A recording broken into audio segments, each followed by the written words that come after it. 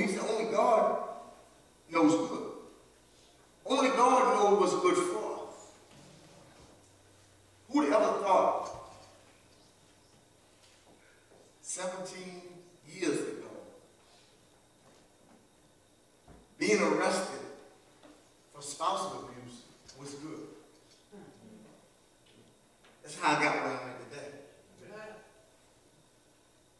For me, that wasn't good. But God said it was good. Because it caused me to humble myself and then to take his direction rather than my own direction. So what we define as good ain't always God's definition of good. And see, that's what Hannah was dealing with. Hannah thought having a child did, because in reality, all she really was doing is she was going to be in competition with Elkanah's other wife. And I shared with you a couple weeks ago, God would do nothing for competition. He won't do it. He can't, because he don't get the glory. He don't get the glory. When you want a new car because she got a new car, that ain't God.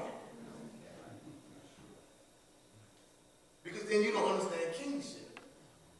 Because if you really understood kingship, you know that she didn't have a new car. She just had stewardship over no car.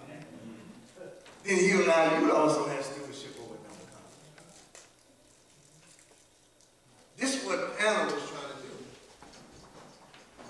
Hannah wanted this child to keep up with her husband's other wife. But God said, Hannah, what I got for you is not for competition. It's for destiny. What God got for you ain't for competition. It's for destiny. Meaning he done already calculated up what that he has for you going to do in this generation. You should want everything that comes in your life glorify God and cause people to want to know the God that you serve. Hannah got that. Hannah got that. And look at this. And when Hannah got there, Hannah took the child. And guess what she did with it? She gave it back to God. She gave it back to God. As bad as she wanted, once God got her where he wanted her, look what she did. As bad as she wanted that child in the beginning for competition, she turned around once her heart, her subconscious mind, got in the right place. She took that child, Scott, and she gave it back to God. She gave it back to the king. She not, I'm going to tell you now, we said we give things to God. She not only says she gave it back, she allowed the child to live in the temple. After she weaned it, she left. And she left the child in the temple. Go back to what I just said. Everything God will give you is for destiny. She don't know why she left the child in the temple. But it was because the child was predestined to be in the temple. Meaning that before Hannah was even born, Samuel was. That's why we shouldn't be fretting about tomorrow. Fretting about what's going on in our life. Because whatever you're dealing with now, before you were, it already was.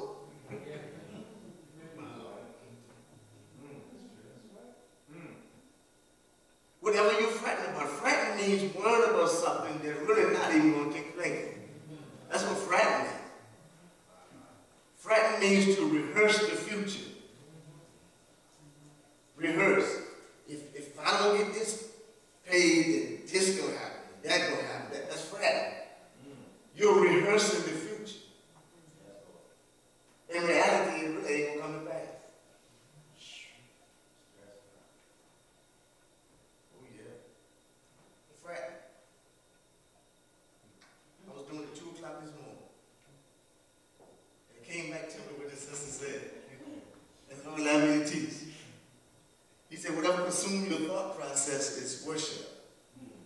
said, "You worshiping this." 2 o'clock this morning, he said, "You worshiping this." He said, "I'm bigger than that. Put your mind on me and not on me." Frank. It didn't come to pass to that. Why?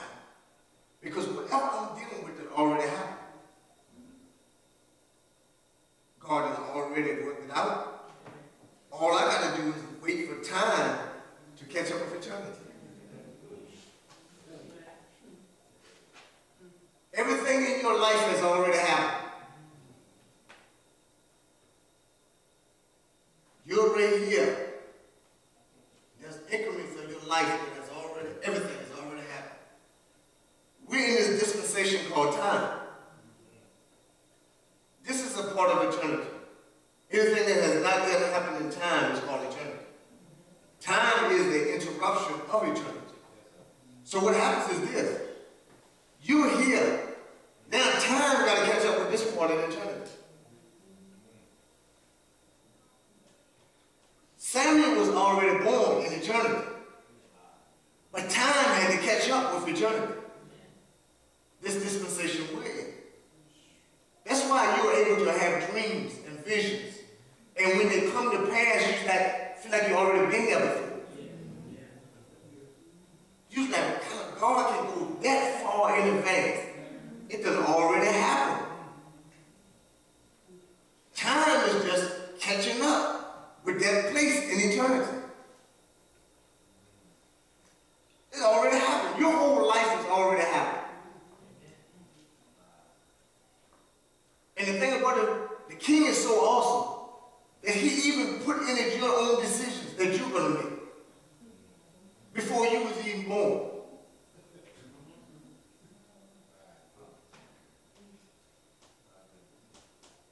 That's just dealing with Adam. Samuel's already born now. Time just got to catch up with eternity. Jesus put it this way. When they asked Jesus, why did he heal on the Sabbath day? He said, I only do what I see my Father do. Meaning that God had showed Jesus sometime or another that he had already healed that person.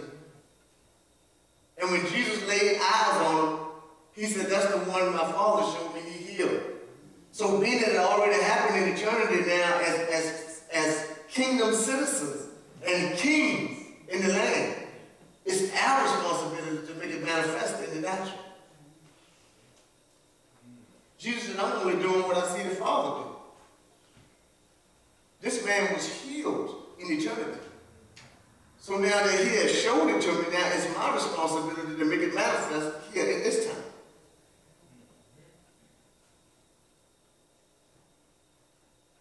Y'all with me?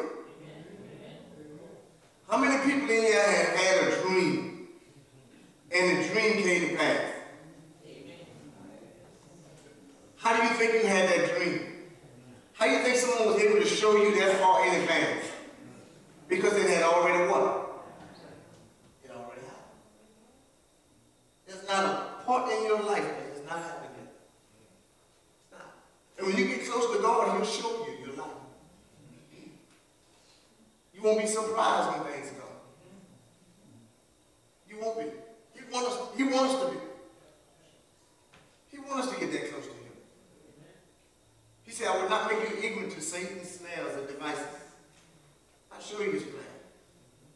But then I'll show you what I do. And the reason God can't show us everything is because we can't handle it. Because what it calls us to do then, it'll call only you can sabotage your destiny. Only you